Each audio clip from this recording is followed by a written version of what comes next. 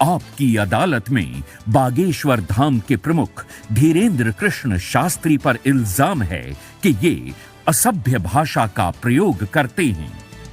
शास्त्री जी, कुछ लोग आपको पीठाधीश्वर मानते हैं, कुछ लोग गुरु मानते हैं, लोग महाराज कहते हैं, बड़ा आदर करते हैं, कोई संत कहता है, लेकिन आप जिस भाषा का प्रयोग करते हैं वो इस गरिमा के अनुकूल नहीं लगती कई बार।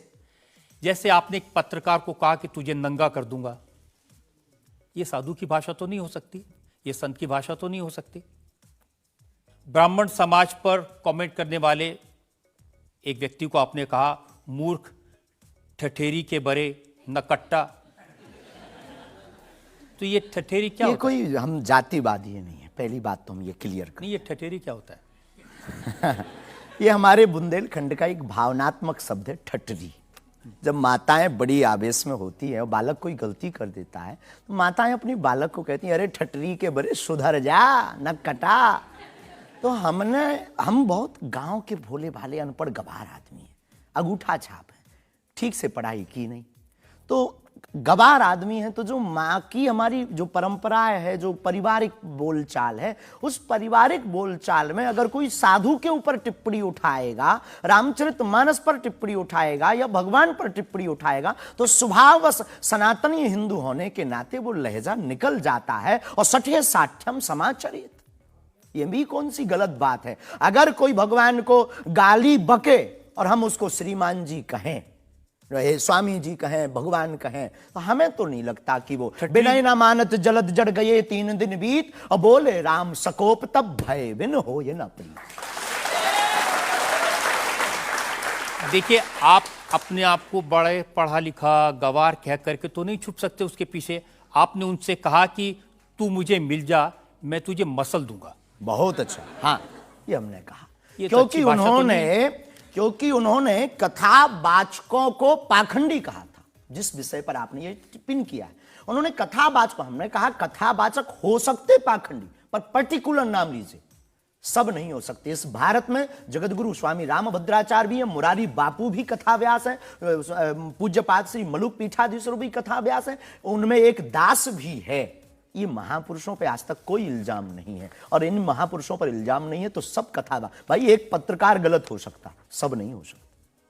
हम अगर सबको कहें कि सब पत्रकार ऐसे होते हैं तो ये हमारी धूर्तता होगी। तो उसने सब कथावाचकों को ऐसा कहा था, तब हमने उसको कहा था कि भाई अगर तुम ऐसा कहो तो महापुरुषों के बारे में तो किसी को नहीं कहना चाहिए, तो बात ठीक है, तय है। रामचरितमानस के बारे में नहीं कहना चाहिए तो तय है।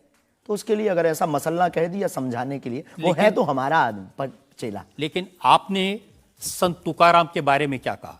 संत तुकार को आपने कहा संत तुकाराम की लुगाई रोज उन्हें मारती थी, रोज पीटती थी डंडे से, तो किसी ने उनसे पूछा तुम रोज लुगाई से पिटते हो, शर्म नहीं आती? इसमें बोलचाल की भाषा में थोड़ा सा वो हुआ। हमने एक कथा पढ़ी थी एक पुस्तक में, उसमें लिखा था कि उनकी पत्नी झगड़ालू, बड़ी ईर्षालु थी, बड़ी विचित्र थी, और वो संत तुकाराम जी को एक बार गन्ने के लिए भेजती, गन्ना वो एक लेकर शाम को आते तो वो उनके शरीर पर प्रहार कर देती, एक गन्ने के 2 टुकड़े हो जाते। पर तुकाराम बहुत अद्भुत महापुरुष थे, उन्होंने कहा देख तू कितनी ज्ञानवान है, पहले गन्ना एक था, हम लोग 2 थे, तूने मेरे शरीर पर प्रहार करके गन्ने के 2 टुकड़े कर दिया, अब एक तू चूस एक मैं लूं।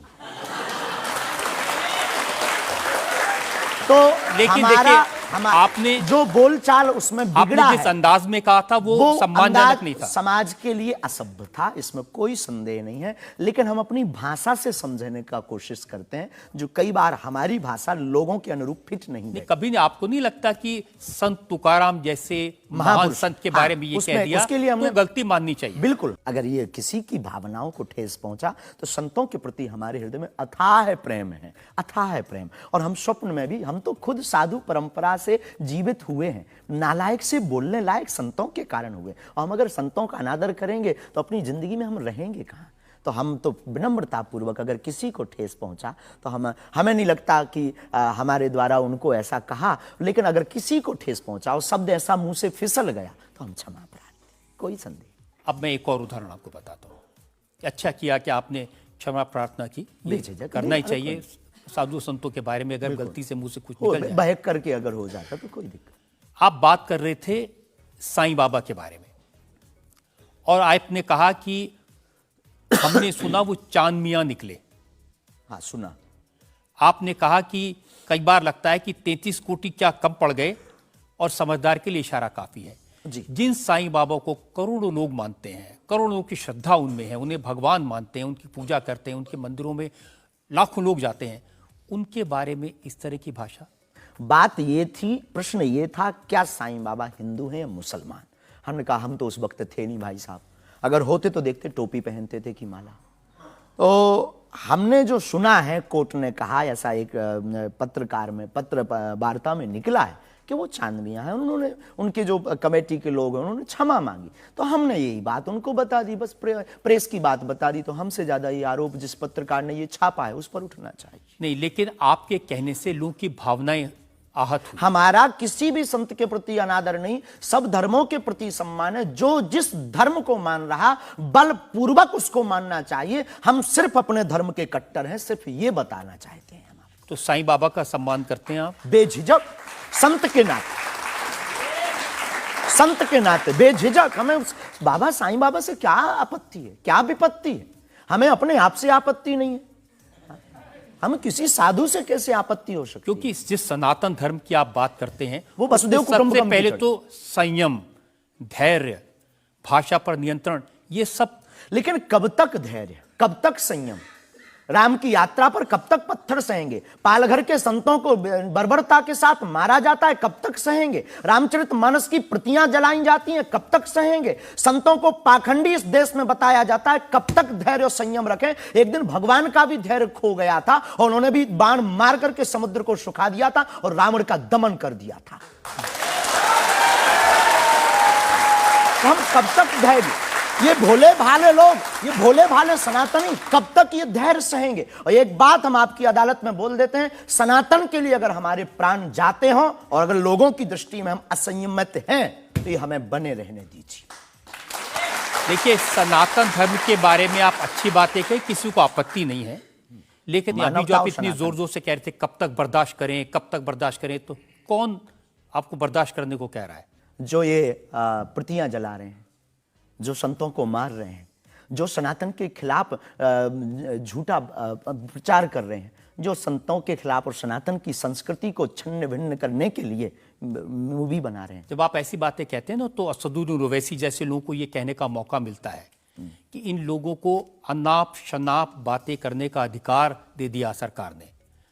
उनको लगता है कि इस तरह की बातें करते हैं, उससे समाज में नफरत पैदा होती है, दीवारें खड़ी होती हैं। हम करें तो चोरी, वो करें तो सीना जोरी। उनके मंचों से मारने काटने की बात होती तब नहीं। अक्षरधाम में 40 हिंदुओं को मारा जाता तब नहीं है। उनके खुले मंच पर धर्म परिवर्तन करवाया जाता है तब कुछ नहीं होता है। उनके खुले मंच पर संतों को, कितने संतों की हम आपको वीडियो क्लिप ना दिखा दें, उनके खिलाफ टिप्पणी की, गाली बकी गई, यहां तक कि हमको भी रोज 500 गालियां आज दी जा रही। तो क्या ये सही है? शास्त्री जी, हिंदू समाज में भी ऐसे बहुत सारे लोग हैं जो इस तरह की भाषा का इस्तेमाल करते हैं, जो इस तरह की धमकियां देते हैं, जो दूसरे धर्मों की भावनाओं को हमें नहीं आहत लगता करते कि हिंदू समाज धमकियां देता है, जवाब दे। समाज नहीं, हिंदू समाज में भी कुछ लोग ऐसे वो हैं, कुछ लोग अगर जो हैं इसी तो तरह का भाषा का इस्तेमाल सबका तो नहीं कह सकते, पर हम प्रति उत्तर नहीं, जो लोग ऐसे लोग हैं उनके लिए भी आपको उसी सख्ती से बोलना चाहिए। हम किसी भी पंथ के विरोधी नहीं हैं, हम सनातन धर्म के कट्टर हैं और सनातन का विरोध, हमें मुसलमानों से डर नहीं है, ना पादरियों से, ईसाइयों से, अपने में भी रहने वाले कुछ जयचंदों से भी डर है जो सनातन का विरोध कर रहे हैं। हम उनके खिलाफ भी बोलते हैं। और ये जो मसलने वाला विषय है, ये मसलने वाला विषय जो हमने बोला है, वो किसी मुसलमान के लिए नहीं बोला, एक हिंदू व्यक्ति के लिए ही बोला, जब उसने संतों पर उंगली उठाई थी। और बोलना हमें मौलिक अधिकार है, हम भी भारतीय नागरिक हैं। मुसलमानों से कुछ परेशानी है? बिल्कुल भी नहीं, हमारे तो मित्र भी हैं। मैंने तो ये भी सुना कि आपकी बहन की शादी एक मुसलमान से पैसे लेकर सहयोग आपने दी, करवाई हाँ, थी। आज भी हमारा मित्र, अभी 5 दिन पहले ही मिला, चाय भी पी। और हमारा लगभग 500-600 मुसलमान परिवार हैं जो आत्मा से जुड़े हैं। इस भारत का प्रत्येक नागरिक अपने हृदय पर अगर हाथ रखे ना, अब मीडिया में वो कुछ भी बोले, तो उसकी रंगों में राम और कृष्ण का ही ब्लड बह रहा है। तो हम मानवता के पुजारी हैं, हम मानवता के पुजारी हैं, जातियों के या पंथ के पुजारी।